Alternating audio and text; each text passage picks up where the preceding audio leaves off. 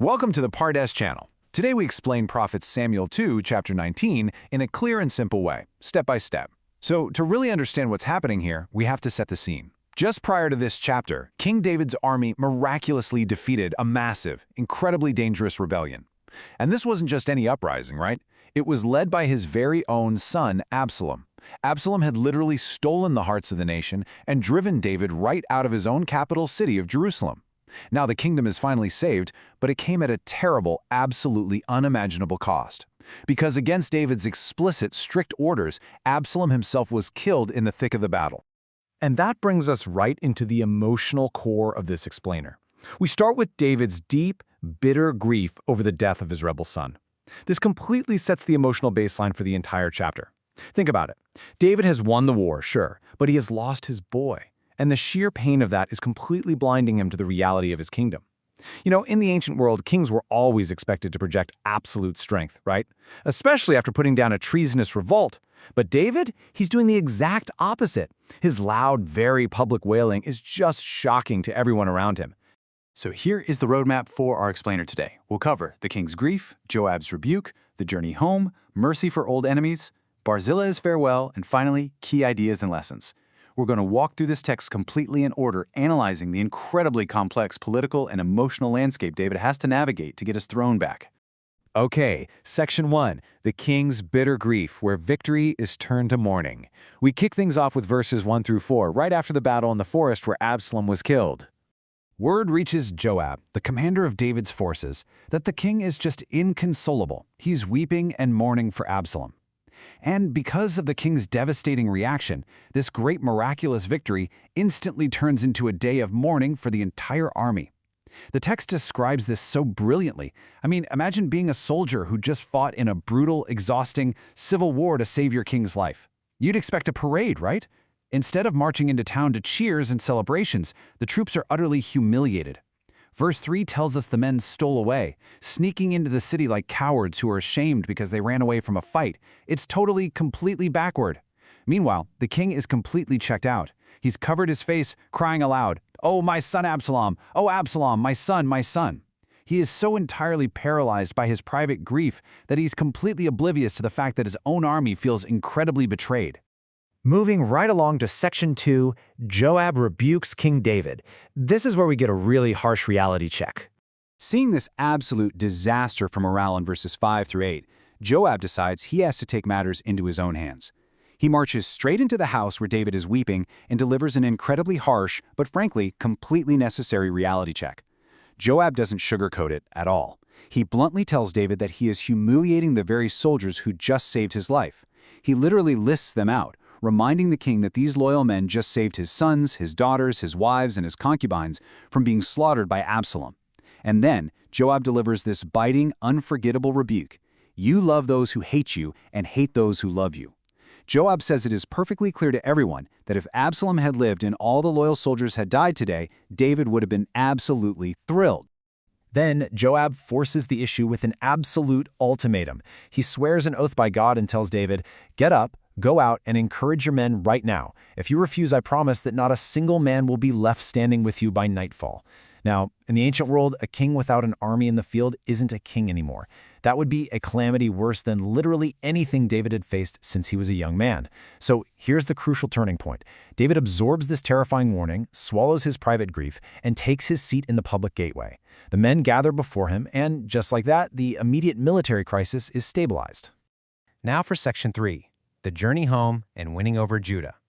The rebellion is over, but as we see in verses 9 through 15, the nation itself is completely fractured. There's a really dangerous political vacuum here. David needs to get back to Jerusalem, but he has to play his cards perfectly. Across the northern tribes, who are known here as the men of Israel, people are arguing. On one hand, they remember that David saved them from the Philistines in the past.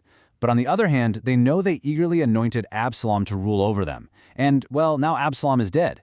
So they're looking around asking each other, why is no one talking about bringing the king back? Meanwhile, the tribe of Judah, which is David's own tribe, is completely silent. Absolute crickets. This is because Judah was the core power base for Absalom's rebellion, so they are likely terrified of David's wrath. To fix this stalemate, David sends Zadok and Abiathar, his high priests, to the elders of Judah. He essentially asks them, Why are my own flesh and blood the very last ones to invite me back to the palace? But David knows a polite message isn't going to be enough. So he makes a massive, staggering political compromise. David officially appoints Amasa as the commander of his army, completely replacing Joab. Now, why is this so wild? Because Amasa was literally the commander of the rebel army under Absalom. Think about that. Why on earth would David do this? Well, first, it instantly heals the rift with Judah, proving to them that he's bringing pardon, not punishment. Second, it serves as a severe public punishment to Joab for killing Absalom against David's direct orders. By making this incredibly strategic promise, David wins over the hearts of the men of Judah as one single unit. They quickly come down to Gilgal to escort the king across the Jordan River.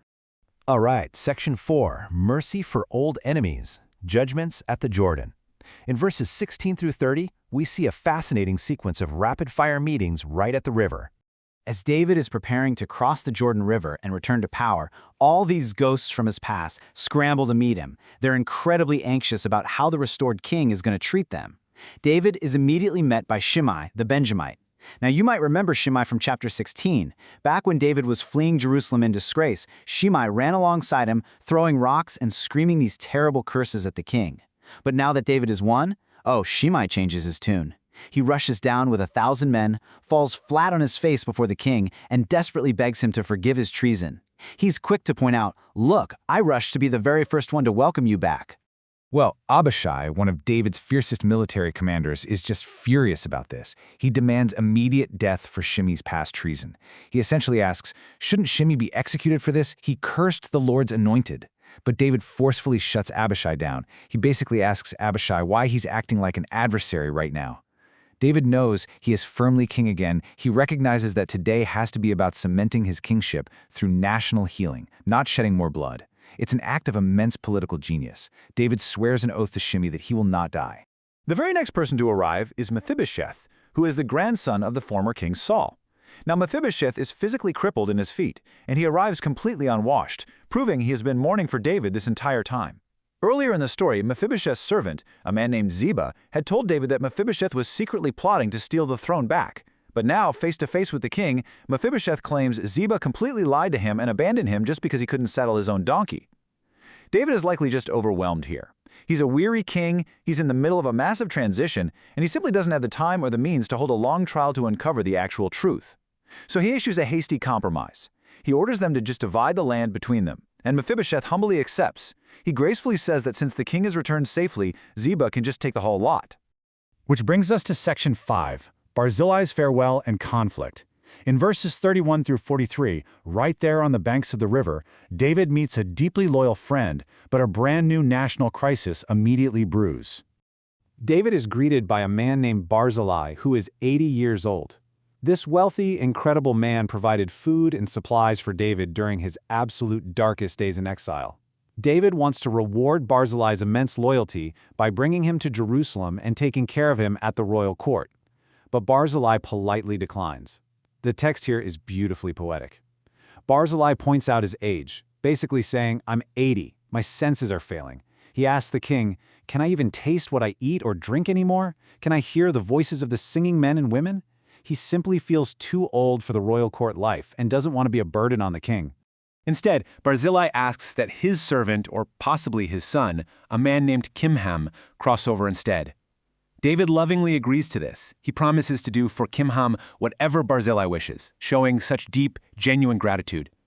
The king then kisses Barzillai, blesses him, and allows him to return to his hometown so he can pass away near the tomb of his parents. Then, David takes Kimham across the river. But you know what? The harmony doesn't last for even a minute. A fierce, incredibly harsh argument breaks out between the tribes over who has the rightful claim to escort the king back.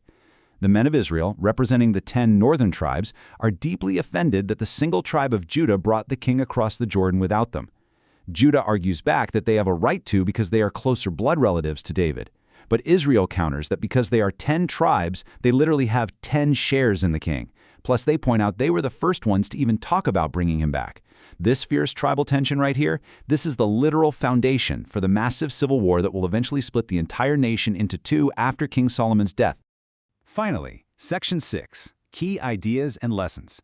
Before we wrap up this explainer, let's distill the simple, practical life takeaways we learned from the literal events of this chapter. The historical setting is ancient, for sure, but these human dynamics, they are completely timeless. David's journey really teaches us that leadership requires this incredibly delicate balance between personal grief and public duty. And uniting people, well, that often requires making incredibly difficult compromises. First, we clearly see the profound power of forgiveness. By sparing Shimei and making peace with Amasa, David prioritized national healing over his own personal vengeance. Second, we see the absolute necessity of gratitude.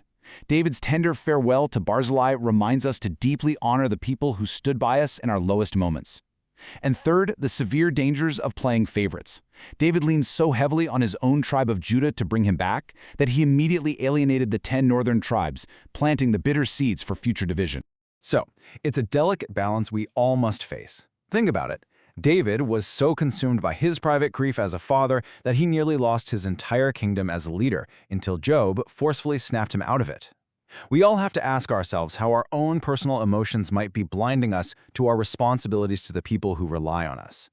Thank you for learning with us. If this helped you understand the chapter better, like, subscribe, and join us for the next chapter.